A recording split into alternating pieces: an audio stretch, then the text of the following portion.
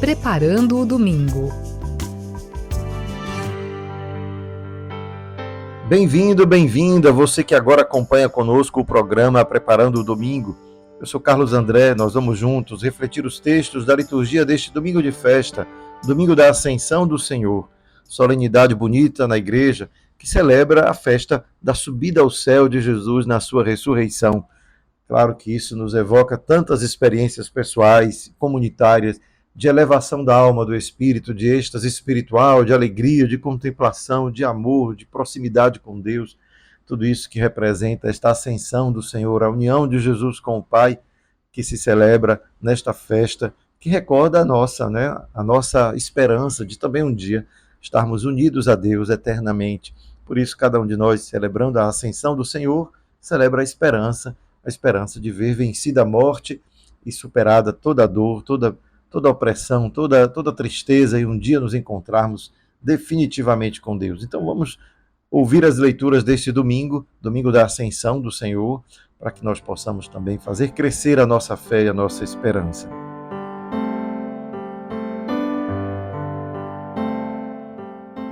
Venha Espírito do Pai e do Filho, venha Espírito de amor, venha Espírito de infância, de paz, de confiança e de alegria. Vem alegria secreta que brilhas através das lágrimas do mundo. Vem Espírito Santo, vida mais forte que nossas mortes. Vem Pai dos pobres e advogado dos oprimidos. Vem luz da eterna verdade e de amor derramado em nossos corações. Permanece em nós, Santo Espírito de Deus.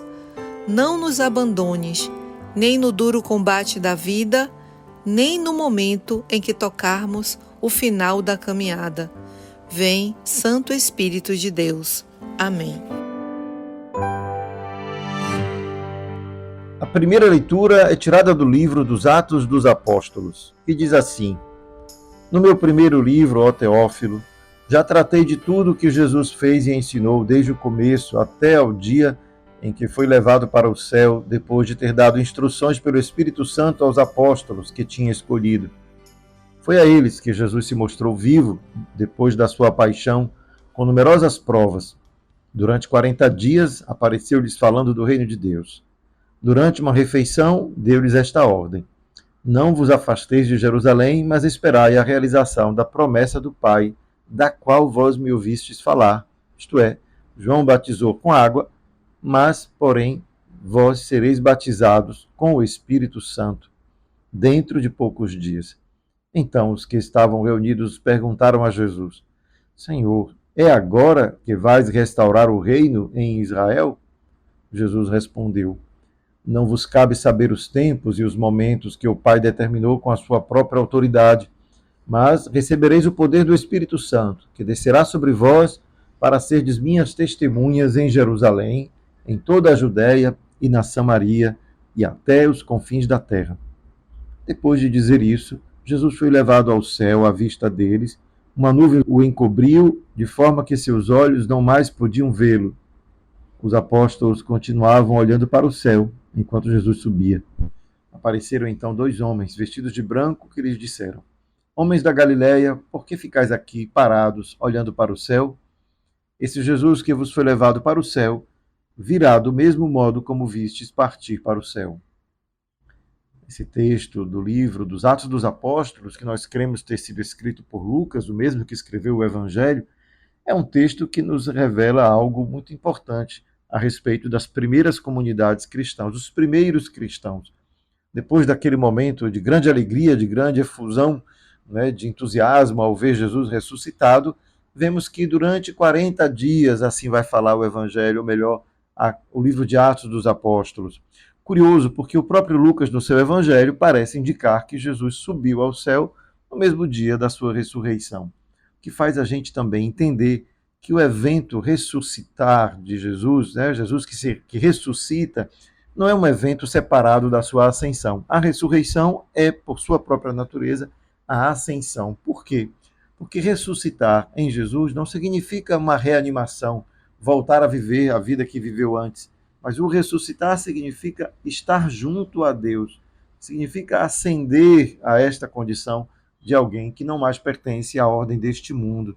E por isso que a ressurreição e a ascensão de Jesus é algo que revela, de algum modo, aquilo que de extraordinário representou a fé que os primeiros cristãos manifestaram, disseram, proclamaram, anunciaram, que a nossa vida não se conclui na morte e que este mundo material que nós conhecemos será completado, será, portanto, reassumido diante de Deus quando na morte todos nós nos encontraremos com a fonte da vida. Então, é nesse sentido que a ressurreição de Jesus é também a sua ascensão, porque representa a sua união definitiva com Deus. Então, quando ressuscitarmos, estaremos unidos definitivamente a Deus. Ninguém ressuscitará para viver de novo a vida que já temos aqui entre nós, não é?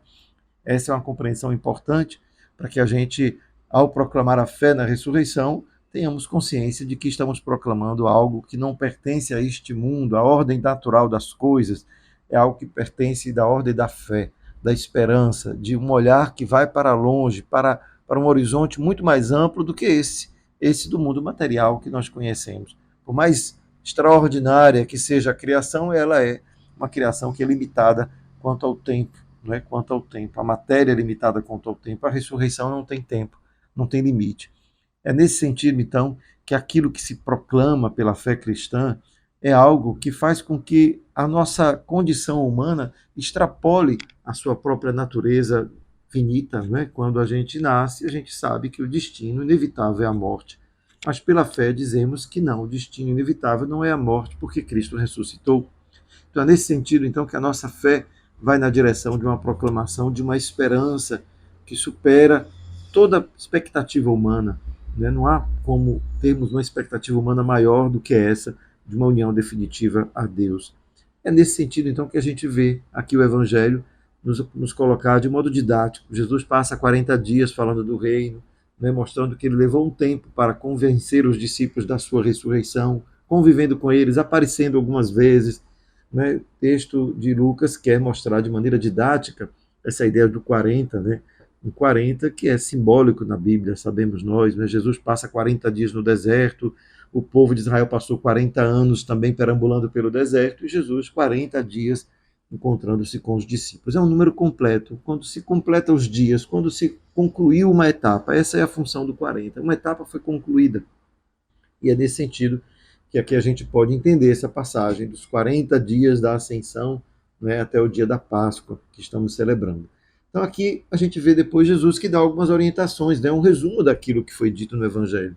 João batizou com a água, vós, porém, sereis batizados com o Espírito Santo. Essa é a promessa, porque o Espírito Santo é aquele que dará continuidade à obra de Jesus. Essa é a razão da descida do Espírito Santo, né? Porque é tanto que os discípulos perguntam quando ele fala do Espírito: é agora que vai restaurar o reino em Israel? É aquela expectativa que a gente também tem, né? Quando é que então vamos ter algo que vai superar tudo aquilo que nos abate, que nos impede de viver essa união profunda, definitiva com Deus? E aí Jesus responde: não cabe saber os tempos e os momentos. Isso aí é um tapa na cara para quem fica declarando o Apocalipse todo dia, né? Acontece uma tragédia, está o fim dos tempos. Acontece algo, está escrito. Não está escrito coisa alguma. Na verdade, tudo isso sempre aconteceu e a gente precisa manter a nossa confiança em Deus, de que nada do que ocorrerá e ocorre nesse mundo nos afastará dessa promessa, porque essa promessa é definitiva. Deus nos criou por amor e por amor nos unirá a Ele definitivamente um dia. Essa é a razão da nossa esperança, porque é uma consequência natural do amor. Como podemos imaginar que clamamos pelo amor que Deus tem por nós se não confiamos de que Ele deseja estar conosco mais do que nós ainda tantas vezes não somos capazes de desejar, né? Essa presença de Deus todos os dias. Quando a gente não experimenta, né? Enquanto a gente não experimenta essa alegria de conceber-se como alguém unido a Deus pela fé, pela vida, isso fica difícil de compreender. E assim a gente vê, enquanto essa primeira leitura quer nos falar disso, essa união definitiva com Jesus, que é o espelho da nossa. Nós também desejamos isso e queremos que isso aconteça um dia. Daí brota as outras leituras, que vão falar de grande alegria. O Salmo vai dizer: por entre aclamações Deus se elevou, o Senhor subiu ao toque da trombeta, falando sempre dessa manifestação de grande alegria.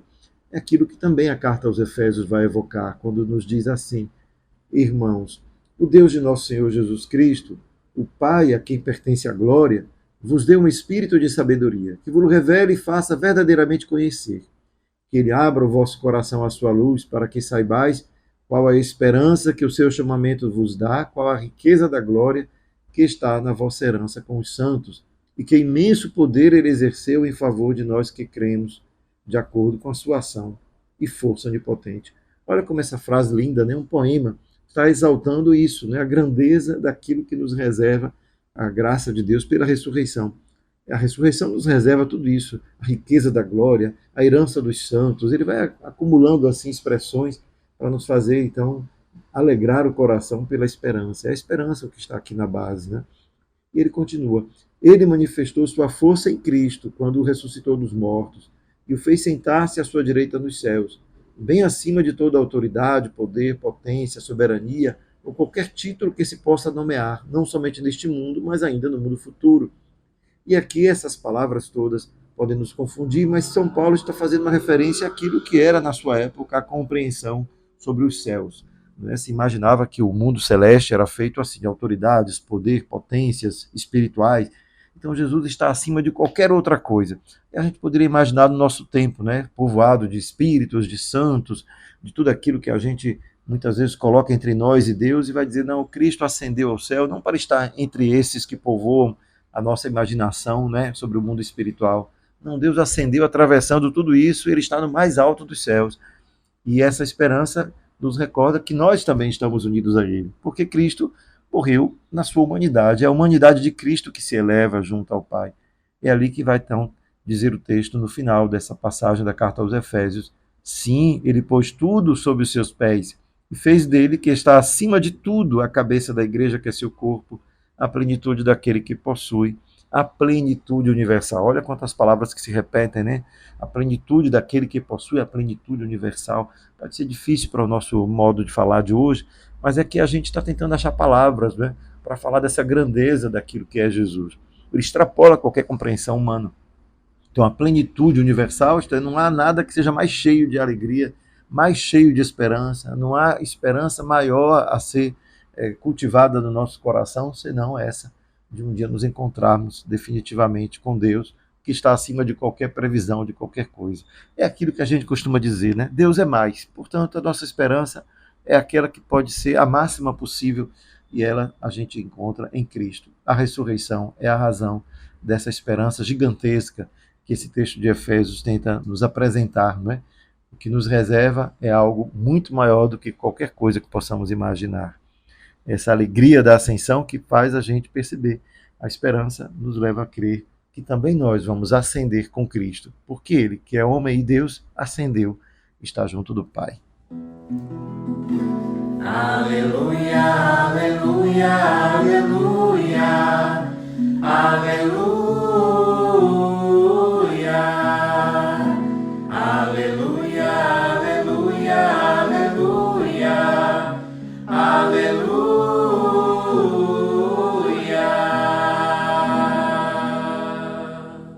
Evangelho de Jesus Cristo segundo Marcos. Naquele tempo, Jesus se manifestou aos 11 discípulos e disse-lhes: Ide pelo mundo inteiro e anunciai o Evangelho a toda a criatura. Quem crer e for batizado será salvo. Quem não crer será condenado. Os sinais que acompanharão aqueles que crerem serão estes: expulsarão demônios em meu nome, falarão novas línguas, se pegarem serpentes ou beberem algum veneno mortal, não lhes fará mal algum. Quando impuserem as mãos sobre os doentes, eles ficarão curados. Depois de falar com os discípulos, o Senhor Jesus foi levado ao céu e sentou-se à direita de Deus. Os discípulos então saíram e pregaram por toda parte. O Senhor os ajudava e confirmava a sua palavra por meio dos sinais que o acompanhavam.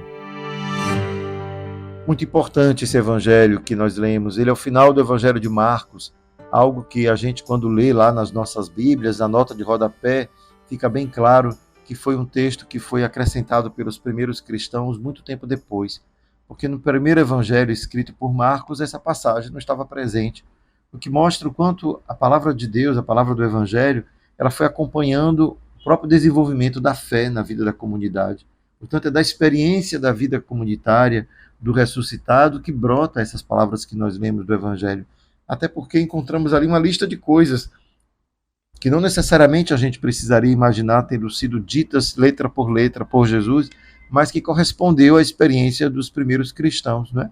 Quando ele vai falar, sinais que acompanharão aqueles que crerem serão estes: expulsarão demônios, falarão novas línguas. Então, aquela lista de atividades, né, missionárias que foram sendo desenvolvidas pelos cristãos. Mas aí, mais uma vez, é preciso manter aquela atitude que nós já sabemos que devemos ter quando se trata de ler a palavra escrita da Bíblia, né? Estamos lendo um texto que tenta nos apresentar uma realidade muito distante da nossa. E por isso temos que sempre dar uma pausa na nossa compreensão para tentar entender o que esse texto quer dizer com isso. Por exemplo, se pegarem em serpentes ou beberem algum veneno mortal, não lhes fará mal algum. Será que o texto está convidando ao discípulo a fazer isso? E quem fizesse isso estaria testando a Deus, né? Seria até um pecado grave testar a Deus, fazendo com que essa palavra fosse colocada à prova. E aí não há nada disso, né? Ninguém precisa pegar em serpente e beber veneno para provar, né, que Jesus está vivo, ressuscitado, que ele protege os seus discípulos, protege, né, do mal aqueles que caminham com ele. Aqui a gente está vendo o quanto a palavra bíblica, ela muitas vezes se expressa por hipérboles, né? Hipérbole é uma maneira de se expressar em que a gente exagera. Quando a gente diz, estou morrendo de fome, ninguém está morrendo quando diz está morrendo de fome, né? Mas quando diz está morrendo de fome, diz eu tenho muita fome. Não, se alguém diz assim, se pegarem serpentes e beber algum veneno mortal, nada lhes fará mal, está fazendo uma hipérbole, né? Deus não permitirá que nenhum dos seus discípulos chegue a sofrer um mal que seja mortal, né? Esse mal mortal nem sempre significa a mortalidade física, não é aquele mal mortal que a gente pode muito bem identificar como aquele mal que destrói a nossa alma, né? Nos destrói por dentro. Esse é o mal maior, né? Não é aquele que tira a nossa vida, que nos faz o mal maior, mas é aquele que nos rouba a alma. É lógico que ambos, né, fazem algo contrário àquilo que é desejado, esperado, e que ninguém tire a vida de outra pessoa, né? Não se deve tirar a vida. Mas existem muitas maneiras de tirar a vida, que não é somente essa, né, que a gente usa do ponto de vista físico, né? Então, nesse sentido, a gente pode bem imaginar que as palavras bíblicas, usando dessas hipérboles, dessas imagens, querem nos evocar esta união íntima de Jesus com o discípulo. E nada mais significativo do que isso, a festa da Ascensão. A Ascensão nos revela isso. Jesus agora está mais íntimo a todos os seus discípulos do que nunca pôde estar, porque agora a sua união com os discípulos é através do Espírito. Se Jesus tinha limitação física enquanto estava conosco, agora não há limitação. Nada interfere, nada está entre um discípulo e Jesus, e assim essa união perfeita, né, entre Deus e os seus, né, os seus fiéis não poderia ser maior, porque afinal é o Espírito Santo aquele que realiza essas coisas. Essa é a proclamação que o Evangelho faz, né? Através do Espírito permanecemos unidos a Deus de uma maneira única, como jamais poderíamos imaginar, porque é graças ao Espírito de Deus que habita em nós. É essa habitação de Deus em nós que a gente chama de vida espiritual. E é isso que a ascensão de Jesus também quer significar. A humanidade nossa, que estava presente em Jesus, agora foi elevada ao Pai, faz parte desta comunhão com Deus. E nós assim nos sentimos também participando da vida divina, porque Cristo habita a cada um de nós pelo Espírito. Essa é a grande verdade da fé e que a gente só compreende pela oração, pela meditação, pela escuta, pela reflexão e por deixar-se mesmo envolver, né, por essa dimensão espiritual da vida que se manifesta de maneira mais profunda, né, quando reconhecemos a ação do Espírito Santo, o Espírito de Deus em nós.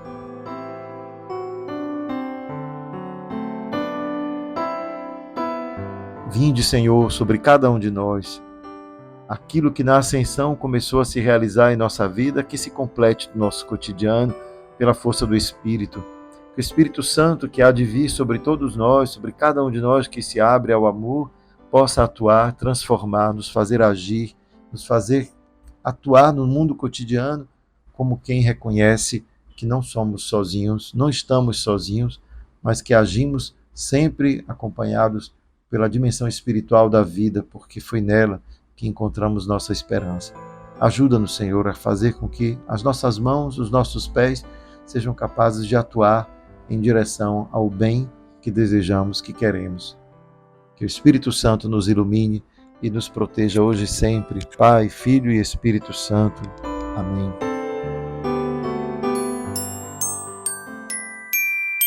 Fica a dica! A festa da Ascensão, entre outras coisas, nos diz que a nossa humanidade também agora participa da vida divina. Afinal, Cristo, quando ressuscita, ressuscita junto com a sua humanidade. O ser humano tem um rosto que é o rosto de Deus. Por isso, como você tem exercitado esse seu olhar para a humanidade, para o irmão? Você tem visto em cada um traço de Deus que também está em você? Vamos fazer esse exercício nessa semana, olhar na nossa própria vida e na vida dos demais, algo que extrapola aquilo que podemos reconhecer pelo olhar, porque está dentro de uma dimensão que é espiritual. Você tem um olhar espiritual para a vida do seu irmão, para a vida das pessoas com quem você convive? Você reconhece nelas alguém que tem a mesma dignidade que você? Faça esse exercício de reconhecer essa dignidade humana que está agora escondida com Deus por causa da ascensão de Jesus. Olhar para cada ser humano e reconhecer nele um irmão. Que essa seja a dica da semana, graças a essa festa que celebramos, a festa da Ascensão do Senhor.